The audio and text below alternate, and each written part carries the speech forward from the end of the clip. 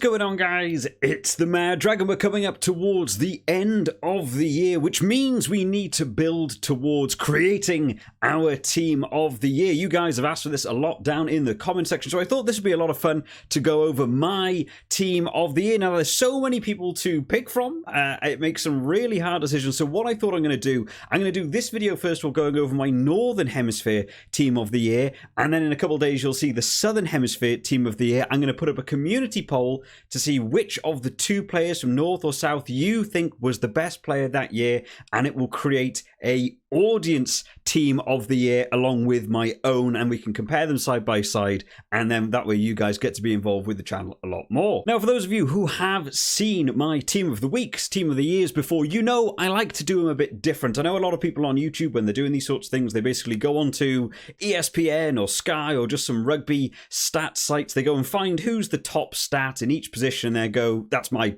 player in there.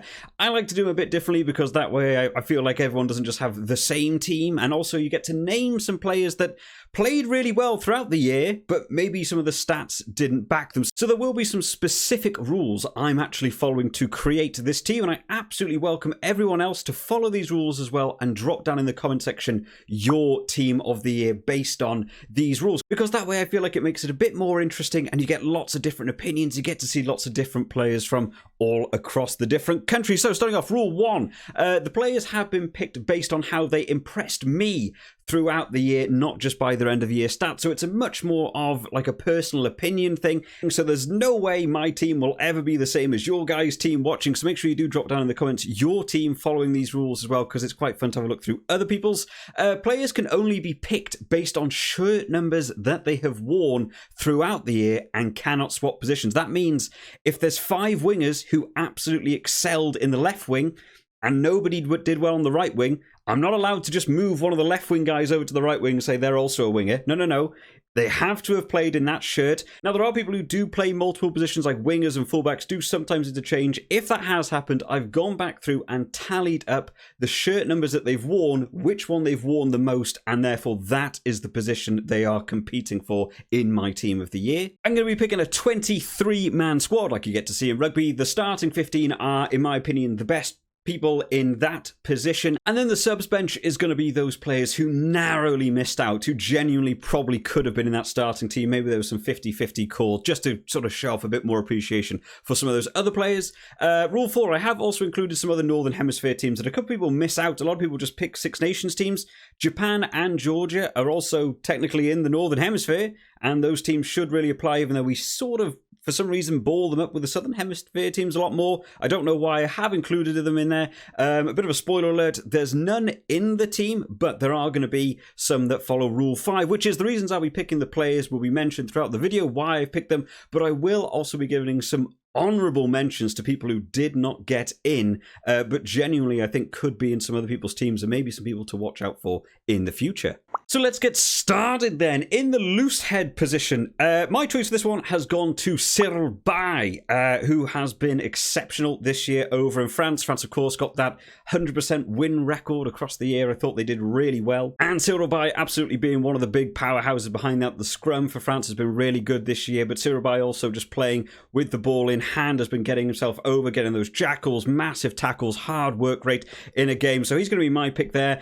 Honourable mentions for this category. There was a few, to be fair. Actually, writing down some of these names of who impressed me. Andrew Porter, I thought was doing really well over in Ireland. Of course, he does sort of swap between tight head and loose head, but he's sort of more fulfilling that role now in loose head, but I thought he'd played really well throughout the year. Ellis Genge, another one, who's come on leaps and bounds from where I've seen him in the past couple of years. Ellis Genge really sort of settling his game down. I think he's a starting front rower now for that England team and doing really well from it, so he got in there as well. And then finally, Scrum over in the Scotland team, who had some really good games this year. Had a couple of games where he basically had to play the full 80 minutes as well due to injuries or yellow cards on that Scotland sub bench. Thought he played really well throughout the year, but overall, I think Cyril Bay just managed to pip them at the post. In the hooker position then, a couple less choices this one. I narrowed it down to 2, but overall I have gone for Julien Marchand. Mainly the same reason Cyril Bay. Again, defensively, the scrummaging, the jackals from this boy getting in across the year has been absolutely fantastic. Hard work rate over the ball. I absolutely think he deserves that. Honourable mention for this one goes to Dan Sheehan. who played exceptionally well throughout that Six Nations. He was like one of the top performers in the Six Nations. He was doing super well if you played the Fantasy League as well. He was one of the reasons I didn't win the Fantasy League because I didn't pick him. He did absolutely fantastic as well. But across the entire year, I'm just moving towards Julien Marchand. On to the tight head, and I can see this one being a sort of across the board for a lot of people. It's going to be Tadhg Furlong, isn't it? I think he's absolutely phenomenal. I think at the minute, Tadhg Furlong probably puts his hand up for me as the best tight head in the world at the minute. I think he's absolutely phenomenal. And this year we've got to see him add to his repertoire. Last year we got to see him adding in the side steps. This year he's adding in kicking. You know, you don't see too many props getting on the kicking ball, but, you know, in all seriousness, his scrummaging has been absolutely fantastic this year. Running with the ball in hand, he's been a massive impact in that Irish team and the reason they've done so well throughout the year, especially against teams like New Zealand. So for me, it does go to Tadhg Furlong. Honourable mentions for this one. Only noted one down. Kyle Sinclair. Again, I feel like in an England team that's been sort of underperforming this year, the front row, the starting front row, I should probably say, for England, has actually been a little bit impressed with me, especially towards the end of the year. I think the mix of Genge and Sinclair has been working quite well together. I would like to see that work a bit more as we go on towards the World Cup for them. So my honourable mention goes to Sinclair in the tight head category. Moving into the locks then. Starting off with the number 4 shirt in the lock is probably one of the most competitive throughout the team of the year. There were some hard picks in here. In the end, I went for Tadhg Beirne. Now, Tadhg Beirne, a lot of people sort of put him 4, 5, or 6. He can move around. Tallied him up. He's played in that 4 shirt more than most. He's competing for the 4 shirt.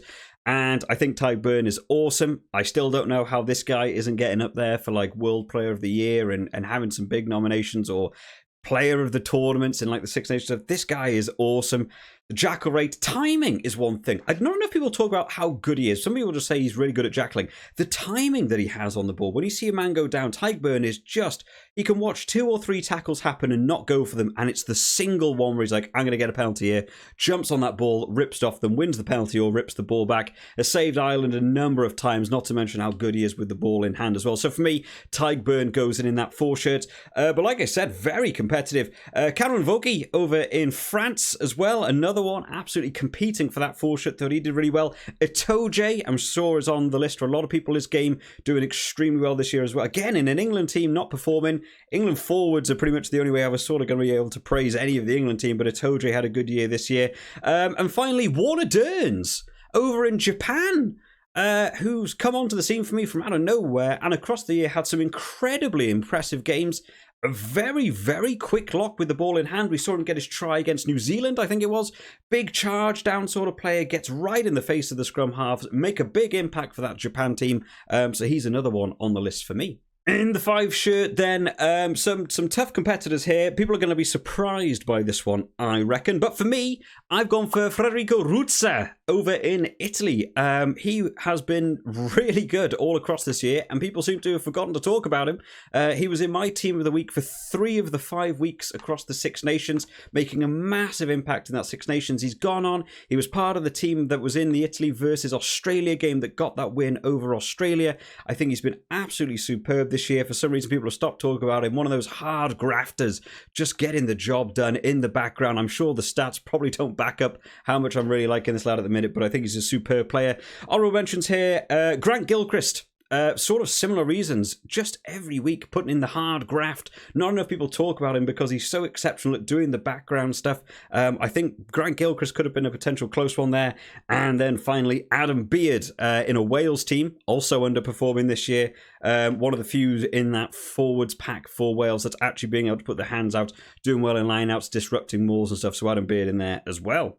On to the blind side then, a couple of names in here, but overall I went for Peter O'Mahony, who has just been a bit of a workhorse through Ireland throughout the year. He's been playing in most games. He's only missed a couple of games. He likes sort of playing against Fiji and stuff.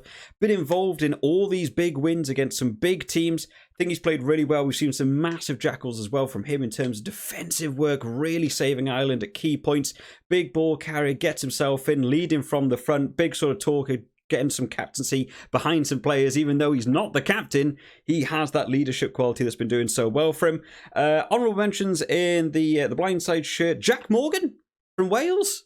The reason I didn't go for Jack Morgan was mainly down to he wasn't, really involved in that start of the year. It's towards the end of the year we've seen Jack Morgan come onto the scene, but again, an underperforming Wales. But Jack Morgan's been showing off why he deserves to be in that team, so he got in there in the honourable mentions list.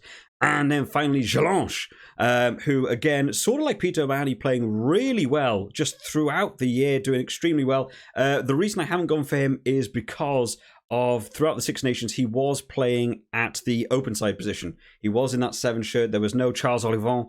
And then towards the end of the year, he's moved into that 6 shirt. It was very close. It was quite sort of 50-50 which position it was. Tallied them up. He is competing for that 6 shirt, but he did play a number of games at 7. So I've gone for Peter O'Mahony. In the open side position, number 7, it's going to be Josh van der Fleer. Another one that I feel like a lot of people might go for, that sort of World Player of the Year now. He's getting up there. He had an exceptional Six Nations, just a dangerous runner on the ball. I think he's a really good player. I think a lot of people might go for Josh van der Fleer. I'm sure his stats actually back him up being there in my team. Honourable mentions, a couple of people that sort of fell off, but I thought started out really well. Tommy Raffel, for Wales, again, made a nice little impact, but we haven't really talked about him a lot towards the end of the year. Rory Darge. Remember throughout the Six Nations when I was constantly talking about how amazing Rory Darge is, but unfortunately, as we got towards the end of the year, Jamie Ritchie and Hamish Watson just filling in those positions. No real place for Rory Darge, unfortunately, in that starting team, but I thought he had a fantastic year. I think he deserves an honourable mention in this position. And then finally, Himeno over in Japan. Again, sort of similar to what we said earlier on about Dearns.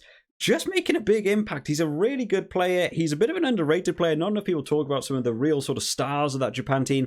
Himeno is one of them. The ball carrying, the hard work rate in terms of attacking from him, absolutely fantastic. As well as just picking up the ball. Seeing a forward just run up to a ruck and pick up the ball and make that little break through the gap, really getting teams worried. So I think Himeno deserves an honourable mention as well there too. In the 8 shirt then, I've gone for Gregory Aldrit, who has had another good year. He had a good year last year as well, to be fair. Gregory Aldrit's just performing at a really high standard. Having Sean Edwards go over there for France now has just improved that defensive work no end, and Gregory Aldrit leads from the front in sort of that department.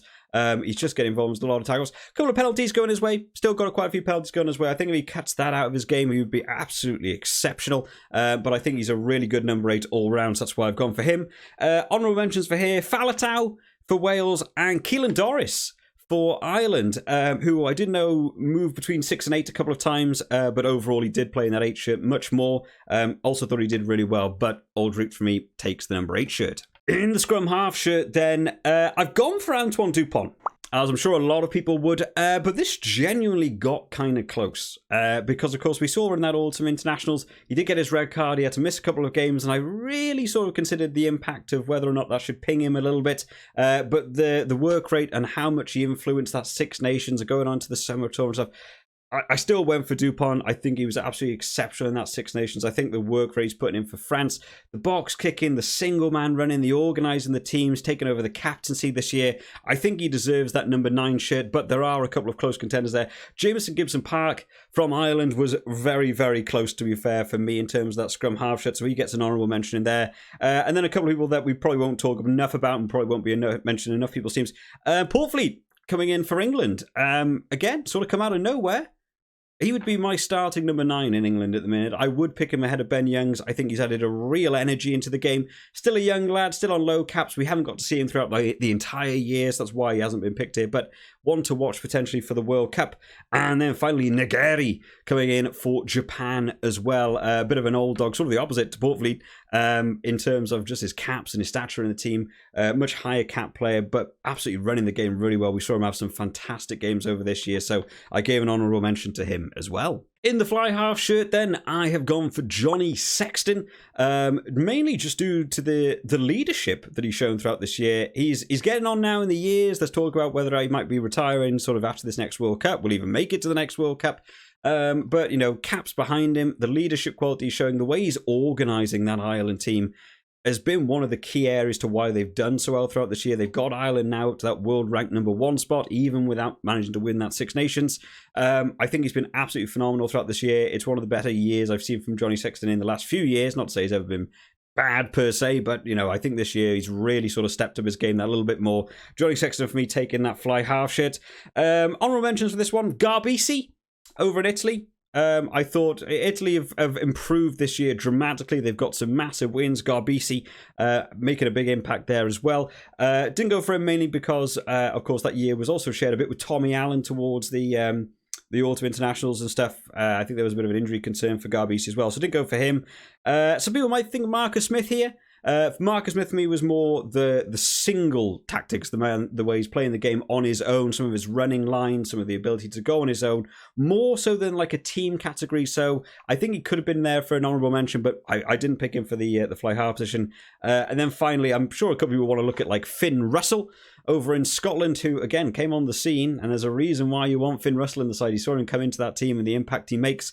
But the reason for not going for Finn Russell is because of how much of this year was taken it by the likes of like Blair Kinghorn at that number 10 shirt. We missed quite a few games with no Finn Russell. So across like the team of the year, I think that sort of impacts it a little bit for me. On to the left wing, quite a few names across here. In the end, I went for Duhan van der Merwe, just aggression in the attacking thing. One of the things we've always talked about with Duhan van der Merwe, I've never really been that sure on his defensive rate.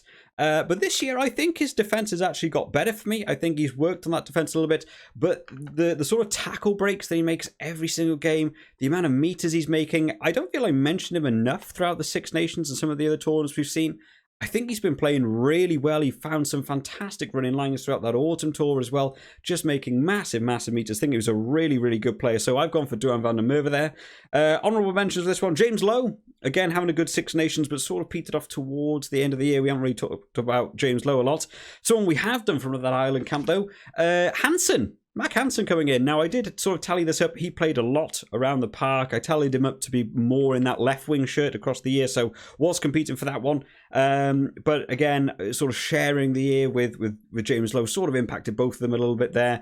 And then finally, Monty Ioane in Italy. A lad not enough people are talking about. Again, another player, why Italy are becoming so much better this year. Monty Ioane's getting over that try line. He's such a threat on that left wing. He was in my team of the weeks across the Six Nations as well. I think in the fantasy leagues, he was absolutely crushing it in terms of meters made, in terms of how far he was just running with the ball down that wing, getting around the outside, making a real nuisance of himself. So absolutely deserves an honourable mention as there as well. On to the inside centre then. A real weird one, this one, in all honesty. I wrote down the names and then sort of went with who I picked. I've gone for Nick Tompkins, which might surprise a lot of people. You won't be hearing me talk about a lot of Wales players across this team of the year. In terms of the honourable mentions in here as well, I had Sharakadze for Georgia and Jonathan Darnty over in France. But there really wasn't a lot of inside centres that were, impressed me that much. Ireland swapped over a lot. There was a lot of injuries in the Ireland centres this year, so there was a lot of moving around for them, so hard to gauge like a year-long performance for them. Jonathan Darnty got in there as well. He was doing some big performances. Again, injuries for him, not necessarily playing the full games, but thought he had a big impact. Nick Tompkins, when it came down to it, was one of the staples throughout the year. He was there for Wales in pretty much every single game. He has the ability to be swapped between 12 and 13, but he did play the majority at 12, which is why he was completing for this position. And mainly for the defensive effort. I think a bit more of this could be down to if Wales are underperforming, you get to see the people that are performing better. Nick Tompkins' defensive rate has been awesome this year. I think he's just been all over the park trying to make as many tackles as he can, trying to make as much of an impact as he can. And to be fair, not really that many people beginning to outshine him. So I've gone for Nick Tompkins in that inside centre. In the outside centre then, I've gone for Gael Ficou. Who, again, defensively, I'm realising I've gone for a lot of people here that because of their defensive ability, maybe that's a bit more of a bias for me. I'll keep an eye on that in the future. I do like a good bit of defence in rugby. But again, Sean Edwards coming in for that French defence has improved dramatically. It's the reason they've won so many games this year. And Gael Ficou, the defensive captain, leading that as well from the front, organising the backs, trying to get them in the right position. We've seen some massive collisions, some massive tackles from him, 2-on-1 situations, making them himself, trying to get him more involved with the jackling, which is not something I particularly fit him in with. It might be for a lot of other people, but I've never really seen him as the jackler of the team, but he's had some key ones this year. So for me, absolutely goes in there in that outside centre shirt. Honourable mentions here, Gary Ringrose. Again, another good year for him. Thought he was improving. The reason I didn't go for Ringrose was just due to a couple of missed games. Obviously, those injury situations we did see. Bundyaki going in at 12 a couple of games. Robbie Henshaw swapping between 12 and 13. McCloskey coming in. There was a lot of swaps, so hard to gauge as like a year-long performance if you got to outshine Ficou. And then finally, Dylan Riley. over in Japan, another one to look out for in that World Cup. Just a very dangerous player, fast with the ball in hand. We saw him make some fantastic breaks across the year. I think he's in there now in that starting team. Absolutely fantastic over in Japan, so I think he deserves an honourable mention as well. On to the right wing. Wow. Tight. I wrote down 2 names and genuinely could have been either of them. Eventually, I went for Damien Penaud. But man, was this close. My honourable mention for this one is Darcy Graham.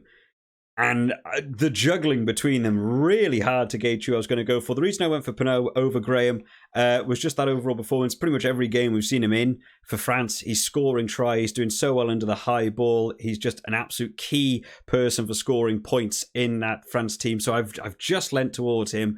But in terms of honourable mention, Darcy Graham, extremely close. Some of the defenders beaten, stepping inside, making massive meters, being a team player as well. We've seen some massive offloads when he's made the break. Could he go on his own, gets the offload to people like Hogg?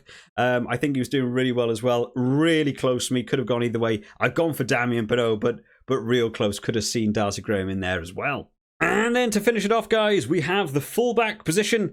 And in here, I have gone for Capuzzo because this lad is just crushing it over in Italy. Still an incredibly young lad, not a lot of caps under his belt.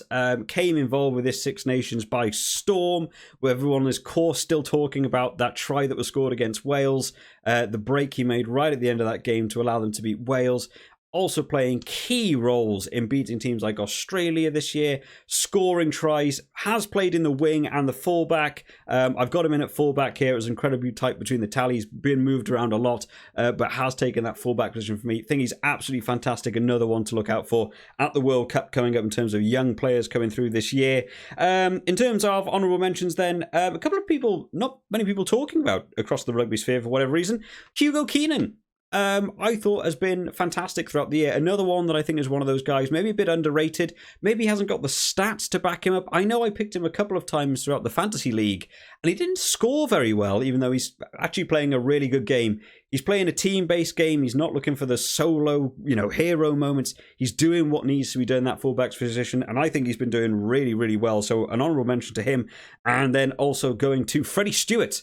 Again, I think the only English back I've named in this team, to be fair, in terms of honourable mentions, still doing well in that fullback position. Only came onto the scene sort of a year ago, and making such a big impact in that backfield. Great under the high ball, winning so many aerial contests, keeping that possession for England in that backfield when you're playing against the big teams that kick over the top of you. Been doing so well for me. So an honourable mention to him as well. And there you have it, guys. That is my 15. It's kind of interesting to look at it, afterwards, after the fact. A lot of French, a lot of Irish, probably to be expected, to be fair. You've got the Grand Slam champions with 100% winning record, and then the ranked number 1 team in the world. No England in the starting 15, not for any particular reason. This is genuinely the players I've been picking along the way.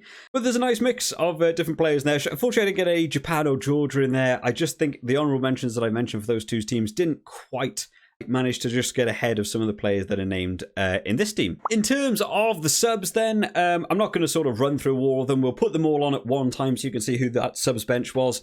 So in terms of the front row replacements, I've gone for Dan Sheehan, Andrew Porter and Kyle Sinclair for the reasons sort of mentioned earlier on in the video. These lads were really competing. Probably could have seen a couple of them potentially switch out from my starting 15.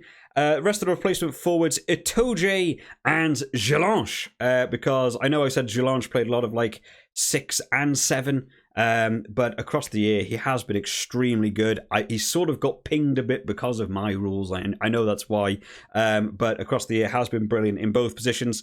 Replacement scrum half goes to Jameson Gibson Park for the reasons mentioned earlier on. Replacement fly half here, I've gone for Garbisi, because I'm still just so impressed by how Italy have got on. I can maybe see a couple of people wanting to go from a Marcus Smith or something there.